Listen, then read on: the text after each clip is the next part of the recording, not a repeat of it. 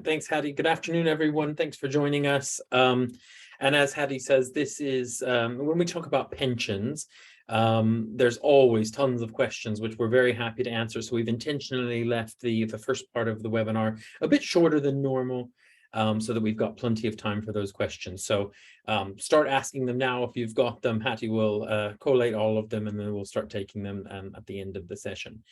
But before we jump into pensions, like we do with every one of our sessions, we're now kind of in a good rhythm of every 6 weeks or so. I want to just give the latest cost of living update, which continues to be a difficult job to keep up to date on.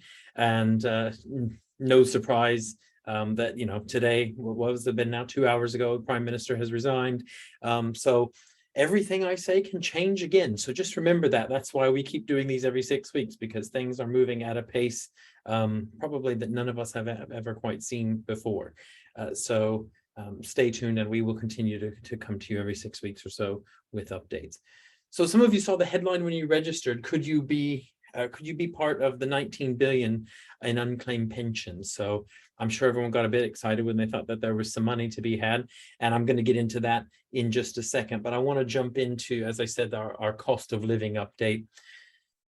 Just a couple of quick stats and things that have been going on in the last 6 weeks. So energy price guarantee. So when we spoke last time, we were thinking that energy prices were going to go up to £3,500 for the average family, maybe then leading to £5,000 or £6,000 for the average family by the beginning of next year.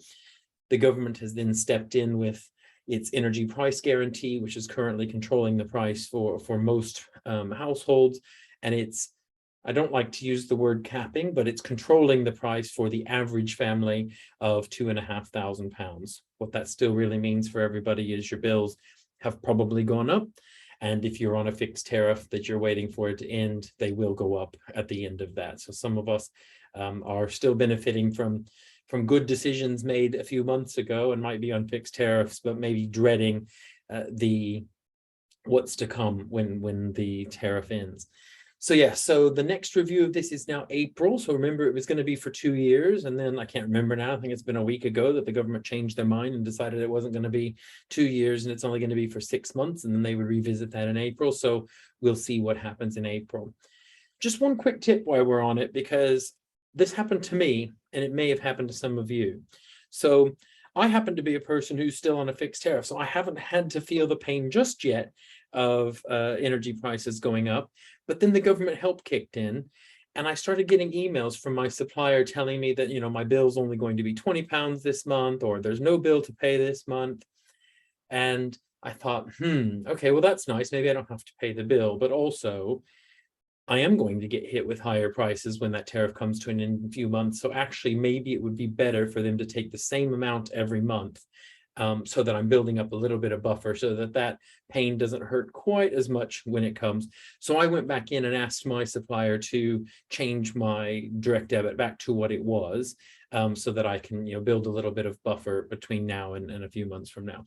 So if, for instance, you are in a position where you can afford to do that, and you're comfortable paying whatever you were paying before, it might be something you want to consider, going in and manually adjusting your direct debit, so that, to lighten the blow that will come. If you can't afford that, if that's going to cause things to be stretched, then please don't do that. Take the government help that's there and wait to see what happens next. But it's something you just might want to consider. So this is one of the things that's very hard when we do these kind of blanket support packages to people. Everybody's situation is a little bit different. So what £66 means on a monthly bill to one person is completely different to what that means to another person. For some people, £66 maybe didn't even make a dent in your bill because it's gone up so much. So just watch out for that. All right, borrowing. So Hattie's already done it in her poll, so we can skip over this quickly or go through it quickly. The base rate's gone up to 2.25%. So what does that mean? That means the rate that banks pay to borrow money from the Bank of England is 2.25%. For most of us, that means it gets passed through in terms of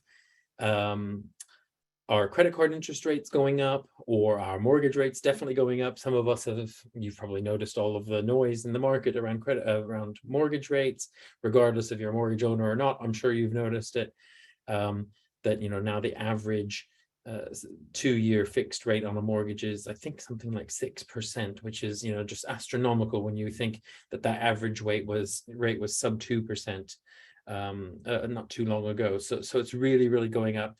Unfortunately, in this role lately, I get to be the bearer of bad news quite often. The rate will probably continue to go up. And I think the Bank of England is already signaling that it might be quite a big raise in November when they review it. So that next one's on the 3rd of November. And I wouldn't be surprised if we see a 0.75 or a 1% raise in that. So this time, next time we do this session, we might be talking about a 3.25 or a 3.0 rate. So that's going to continue to hurt for a little bit longer. And then we had the latest inflation figures came out this week for September, 10.1%. So that has pretty much stayed flat. It was 10.1%, then it was 9.9, now it's back to 10.1. The media made a big deal over a change from 9.9 to 10.1. In my head, that feels pretty flat, so not significant change there. A lot of that is artificial, given the controlling of energy prices. So who knows what the real number ought to be, but at the moment it's 10.1%. And I think we should spend just a second on inflation. We always talk about it going up. I heard some commentary yesterday that I thought was really interesting. This number, 10.1%, is comparing the prices on the same basket of products that the government uses to measure this 1 year ago, right? So if it cost you £100 a year ago to buy that basket of goods, it's now costing you £110. Now, when we talk about inflation, it's always, lately it's always been going up. It might stabilize, it might go down, but even if it drops to 8% next month, let's say, you're still going to be paying £108 for the basket of products that would have cost you £100 a year ago, right? So net, the prices are still up and are still higher, even if they go down.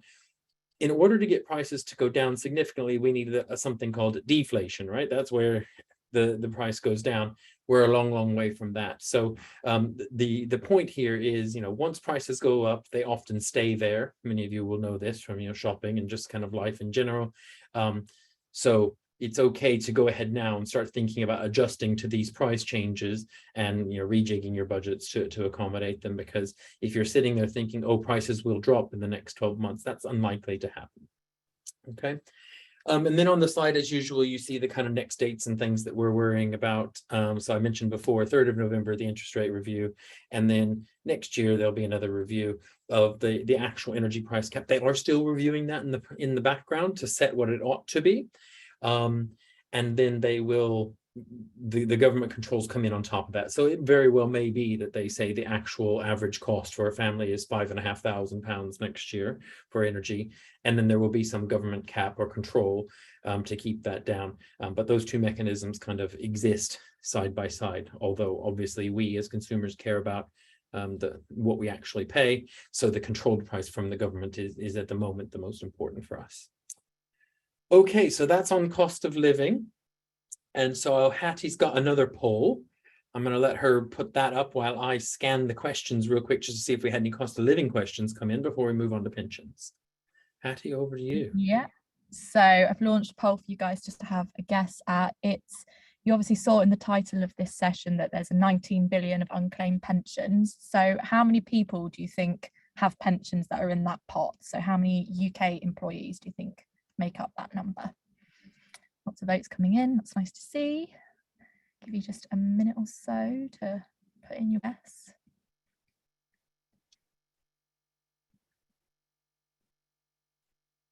Oh, yeah, everyone's looking like they're getting the right answer. Yeah, settled about there. 1.6 million, about half of you are correct. So 1.6 million UK employees have money in this big 19 billion pension fund. that is unclaimed. Okay, thanks for that. That's a lot of people, right? So hopefully that includes some of the people on this webinar today and some of you that are going to watch this after. Before I move on, we do have a quick question here around recession, which I'm going to take right now. Can you explain what a recession is, and are we in one? I'm going to explain it very quickly and try and keep you from falling asleep, because this is not a fun or exciting topic, recessions. There's this thing called GDP, or gross domestic product, which some of you have probably heard about before.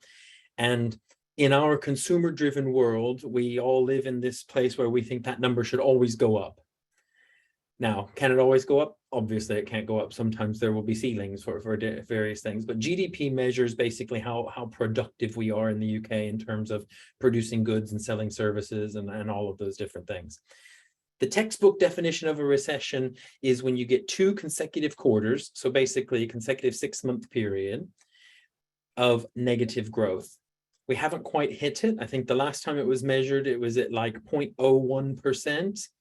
Or 0.1%, and it had actually it was negative, and then they always go back and adjust the numbers. I don't know, whoever's doing the data for the government seems to be a bit slow or get it wrong the first time, but they always go back and readjust the numbers, it seems like a month or 2 months later.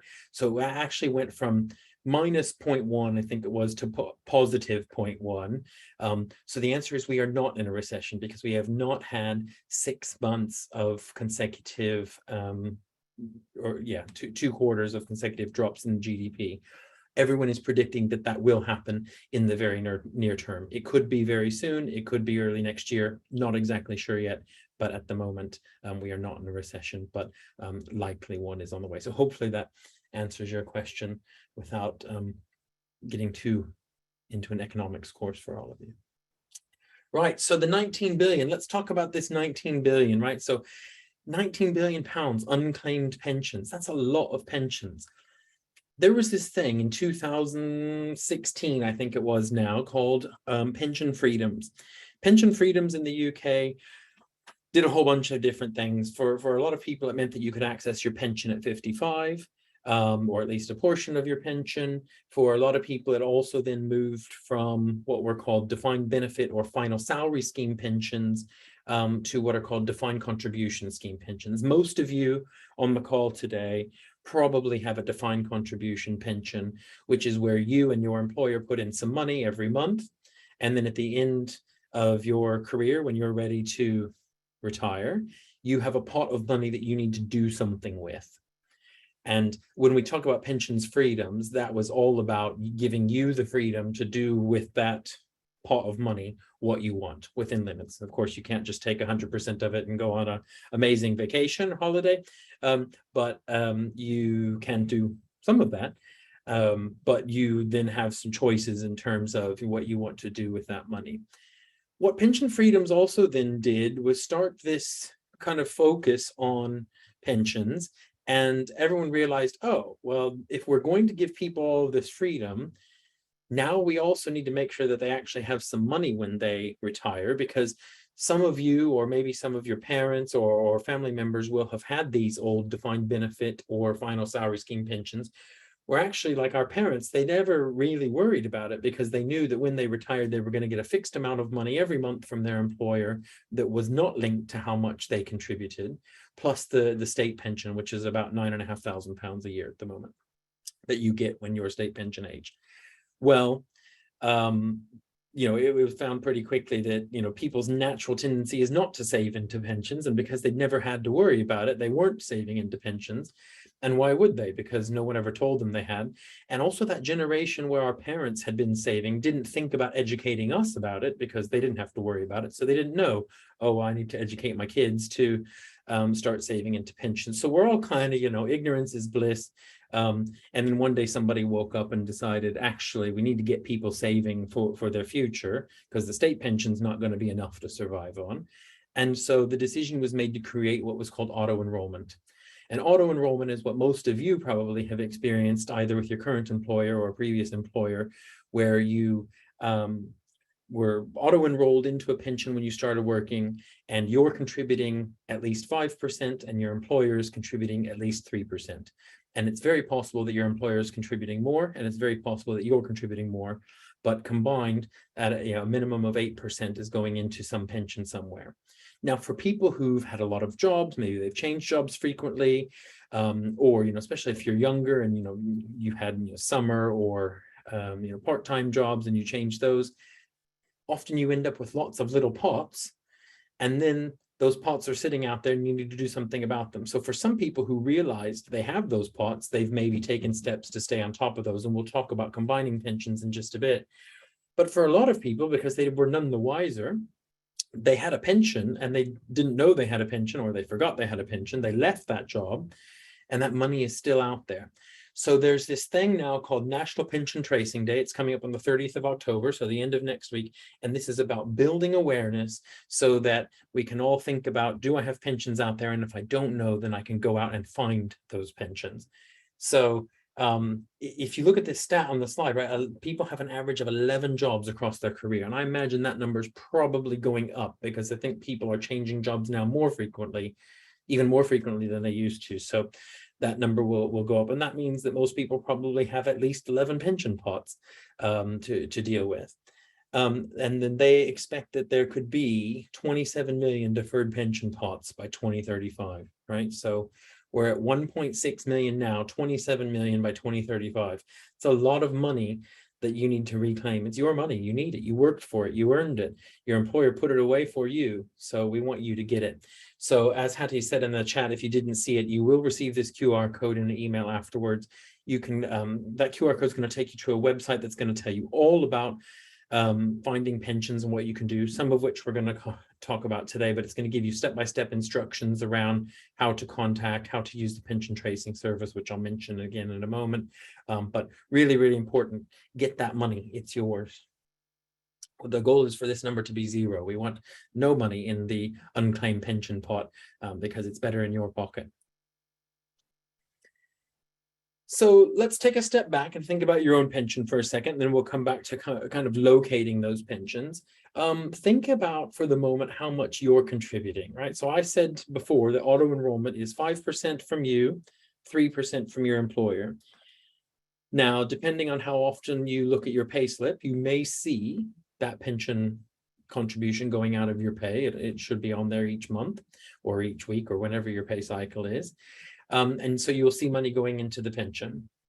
There could be a whole bunch of reasons why that's not happening in terms of your status, or maybe you've opted out, or maybe you're below the age threshold for auto enrollment. There could be a whole bunch of reasons why you're not in the pension. But you also, if you are in the pension, have the option to increase that amount, right? Just because they start you at 3% doesn't mean, or 5%, sorry, doesn't mean you can't contribute more. In fact, most people, to have the pension and the future that they want in retirement, should really be contributing between 20 and 25%. Now, please don't fall out of your chair, right? A lot of you are thinking, wow, if I put 25%, a month in my pension, that wouldn't leave me enough to live on and cover my bills and all of that. That's absolutely normal. That is the case for the majority of people. 25% is a really big chunk. The first and most important thing, though, is to know how much you're contributing. So go check your payslip if you don't know, online or the paper version, whatever you get these days. Go online and understand how much you're contributing. Then the next thing is thinking about, can you actually save more? And this is where budgeting comes into to focus. Now, budgeting, I know for many of us, is one of those things we think, oh, not fun, can't be asked, boring, would rather do anything except doing budgeting. But this is actually one of those places where it could really, really benefit you. If you've been looking for that reason to start, trying to see if you can save more money into your pension is a really great way, because actually that's going to benefit you long term.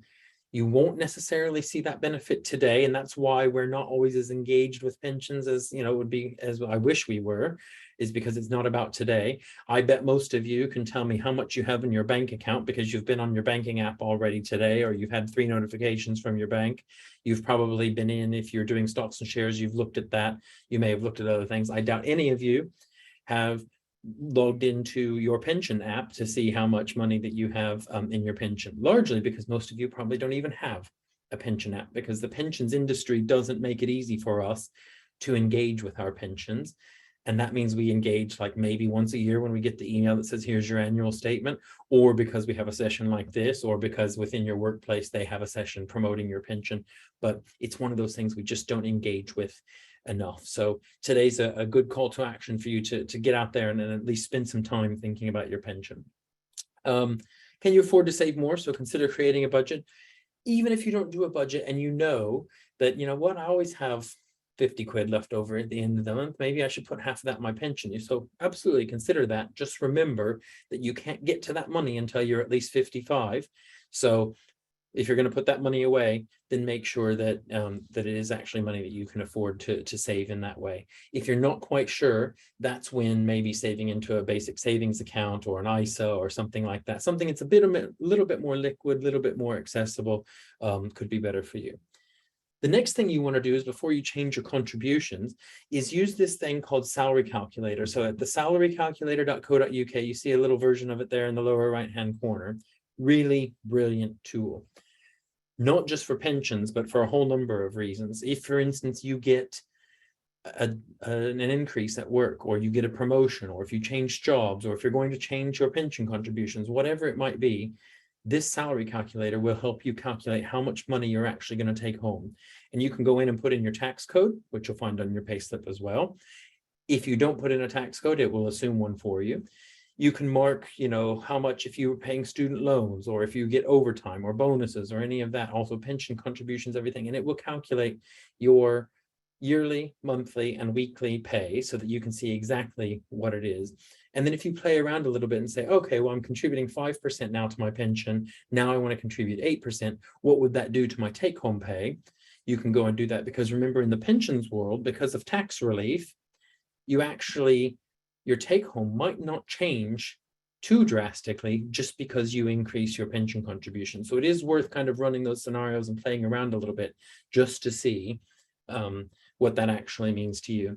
Also, what the calculator can do, it'll look at any salary. I've used 15,000 in this example.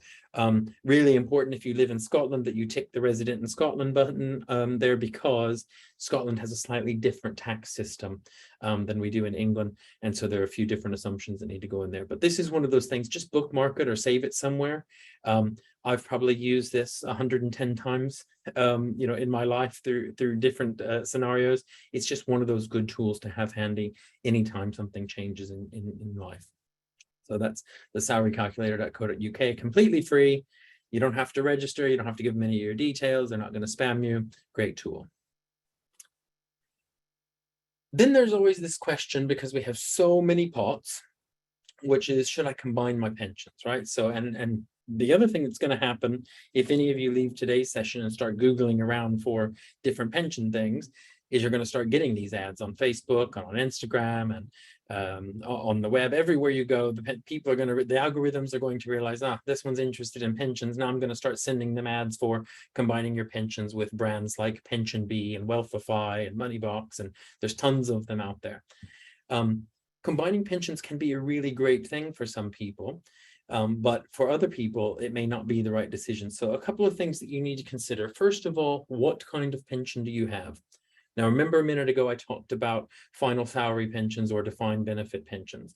If you have one of those, and that's particularly true, for instance, if you worked in teaching, or you've worked in the NHS or any public sector, a number of years ago, you might have those. Or if you worked for a bank, for instance, I don't know, 15 years ago, before, maybe 10 years ago, even before they changed everything, you might have one of these pensions. Really important, don't combine your pensions without taking advice. And actually, if you have more than £30,000, you'll be required to get advice anyway before you combine them, because actually you could be sacrificing some really, really valuable benefits that you wouldn't want to do. Now, the majority of people do not have those kinds of pensions. Again, the majority of us have these kind of pot defined contribution pensions that I mentioned before. And especially if you have a whole bunch of basic pensions, where, let's say, you might have a Nest pension, and then you've got a basic Aviva pension and a Friends Provident one, and I don't know, a Scottish Widows pension. There's loads of these providers out there. If they're pretty basic, then it's probably safe to say you could benefit from combining. Then you're going to want to do things like check, are there any benefits attached to those? So some pensions offer critical illness cover as a free benefit, or they offer life insurance as a free cover. If that's the case, you don't want to give that up. So then you might want to keep that policy, or that might be the one that you transfer money into if it'll allow it, but you don't want to sacrifice any of those benefits. If you don't have any of those benefits, then you want to think about, what about fees? You may not know it, but you're being charged a fee every year for that pension, because most of us don't bother to look at our pension statements, or we don't look through all 55 pages of the document that they email us. You may not realize that you're paying these fees. They're there. You might be paying 0.5% of your total amount, or 1% of your total amount. You will find it on your statement what the fees are. You might find it on the website in terms of the fees. So before you think about combining, go away and find out those fees. There's no point in paying more unless you're getting some significant benefit for that, right? So again, a lot of basic pensions, especially if you work for a smaller company, you'll be paying about 1%. If you work for a really large company who has really good negotiating power with some of these pension providers, then they might be paying 0.5 or 0.75, and it might make sense. Also, you can check with your HR team or your pension provider directly. Many employer pensions will allow you to transfer into them. So still go through this list of checks, but then if you figure out that actually it is the right thing for you to transfer money, you might be able to transfer into the one at the employer that you're currently with, so that you've got everything in one place. If you then ever leave this role, then you can think about, right now, I want to transfer that with me once I look at the pension at the new employer. So make sure you go through all of these questions, and then also check, it's rare, but also check if there are exit fees that you might need to pay. We don't want you paying a bunch of fees just because you're trying to kind of tidy up your life. Even though it might feel good to us that we're having everything in one place, it's not worth the extra money in all cases, and it's definitely not worth sacrificing any additional benefits. There's a couple ways, if you're kind of perplexed by all of this when you start looking, some places you can go for support. If you're over 50 and you have a defined contribution scheme, that's the one with the pots, then you can use PensionWise. So there's a link here, and there will be a link in the email as well. You can book a free appointment. It's a government appointment, usually provided by Citizens Advice, and they'll give you some basic guidance, but not advice, in terms of your options and how to navigate the world of pensions. For the rest of you who are not over 50, unfortunately, you have to pay for advice. I've given you a couple links here, one to unbiased.co.uk and one to vouchedfor.co.uk that you can use to find financial advice. Those sites will show you financial advisors in your area. They will give you reviews on those financial advisors, and they will tell you what's the minimum amount you must have before they'll speak to you. Unfortunately, financial advice is a world where if you have less than £50,000 saved across all of your pensions and savings, very difficult to find someone to talk to you. But they are out there, so have a look. And then many times the fees for their help, they can actually take out of your pension, so you don't actually have to come up with the cash directly. So really, really important to seek that out. Most of them will offer you a free consultation, so you can chat to them and say, hey, look, I may not have the cash to pay for this advice, but here's what I've got. And they'll tell you if they can help you or not, and if they can get the money from your pension provider or not, so that you're not stumping up 350 or 400 pounds per hour, which is what financial advice usually costs. It's quite expensive. Okay. So that's should I combine, just 2 seconds. And then finally, what are the things that I can do? So if here's a list of things just for you to kind of take away from today's session and to think about. First one is locating those pensions. Use the QR code, read that information. If nothing else, Google pensions tracing service. You can then find the government search tool, which you'll be able to then find your company name. So you need to just put in your company name there that you worked for. So if I take my example, I used to work for Barclays, so I could go in and type Barclays and see who manages their pensions, and then I can either write to them, call them, email them, get in touch with them, and say, hey, I'm looking for my pension. Normally, all they normally need is your name and your NI number, and they can find your information. And they have a responsibility to find it, so they will help you. Just a note, if you're using the pension tracing service, it is not an intelligent search tool like you would find on Google. So for instance, if I use that example again, if I typed in Barclays, I would get nothing. because there is actually no company called Barclays. It's called Barclays Bank PLC. And so I would have to search for Barclays Bank PLC. If you don't actually know the legal entity name of your company, or maybe you've forgotten it, go to their website, scroll down to the bottom. Usually in that about section, you'll see the kind of the legal entity name as opposed to the trading name, and then you can use that on the search tool. Another thing you can do today is nominate who gets your money when you pass away. Really, really important. You may have been asked for this when you joined your organization, maybe not. Maybe it's changed, right? Maybe you've gotten divorced or something's happened in your relationship. Make sure that you've nominated the person that gets your money when you pass away. So that's really, really important.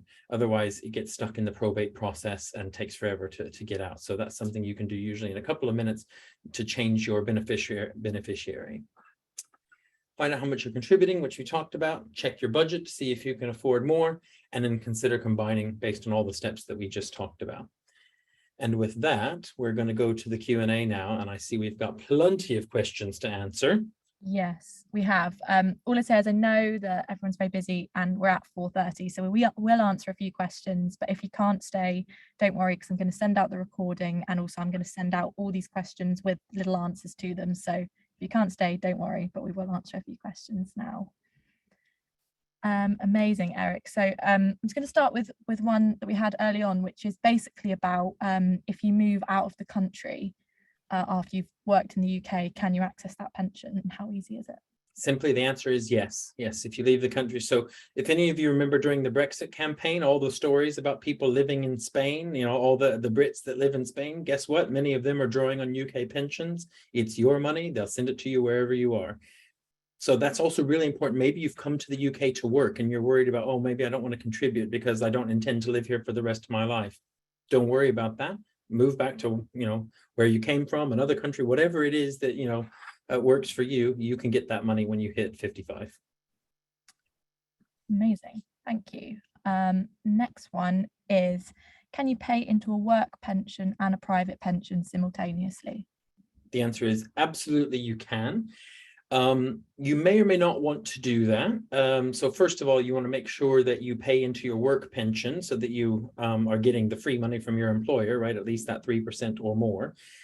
If you're then thinking about doing additional contributions, it may be cheaper for you to do it into your work pension. So again, you want to check those fees, because fees on personal pensions are usually higher because you as an individual have no negotiating power, whereas your employer might do.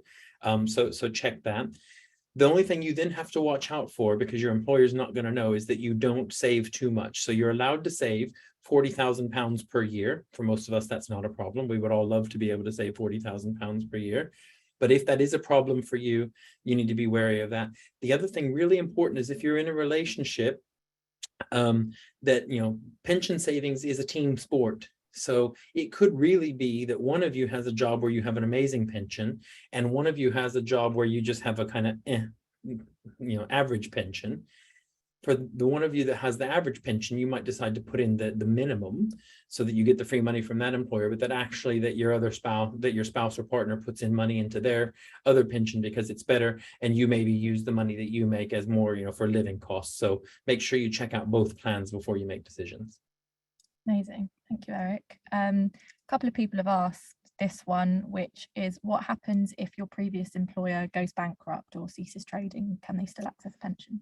Very good question. So for most of you, that means your pension still should be there. And if you go to the pension tracing service, put in that company's name, it will show you who is now managing that pension. Because when the administrators came in to take care of that company, one of the things they would have had to tidy up would have been the pensions. They would have appointed somebody to manage those pensions. There will occasionally be businesses where the pensions aren't as much as they should have been because there were problems, that you may have seen in the news. There were certain companies where the directors took the money and didn't put into the pension fund. That happens very rarely. Most of you will be fine. Pension money is also protected by a couple of different government schemes, so should be there. So go to the pension tracing service, find out who is administering that, and talk to them, and they'll be able to explain everything to you. Amazing, thanks, Erik. I think we'll do maybe just one or two more, and then okay, sure. Go. But there's been a few here that I'm going to kind of condense into one, which is, things like, should I put money into savings rather than a pension, or should I overpay on my mortgage instead of paying into a pension? So where would you put sort of paying into a pension compared to other forms of saving money and paying for things? Another great question. And a question and an answer that is changing daily at the moment. So this question used to be really easy because nobody ever made any interest in a savings account. But now as interest rates go up, the one benefit is that interest rates are also slightly nudging up in savings. So I would say to you, think of your savings in 3 buckets. Bucket 1 is all of the money that you need immediately. It's cash, it's liquid. So we think about like 3 to 6 months of savings, essential savings and essential bills. Bucket 2 is the stuff that you need in the medium term. That might be money for paying for a wedding or buying a home, so you might have a lifetime ISA or some other product there that you're saving that money because you're going to buy a house in 3 to 4 years. And then bucket 3 is the long-term pension savings. So in a perfect world, you'd be contributing to all 3 of those, but you'll need to decide how much to put into each one based on what are your goals and the timelines for each of those goals. But the one benefit, like I said before, if you can afford it, is if you're comfortable with buckets 1 and 2, putting as much as you can into bucket 3 for the pension because of the tax efficiency. The other thing to remember is there are limits, but those limits, you can actually go back and use the limits from 3 years prior. So maybe this year, for whatever reason, you can't contribute as much as you'd like. Next year, you can contribute a bit more. Maybe things are better. Maybe you get a bonus, whatever. You contribute to that pension. You can actually use the limit from 3 years prior, and you can keep rolling that forward. So for most of you, you should be able to save as much as you want, just paying attention to kind of how quickly you think you'll need that money.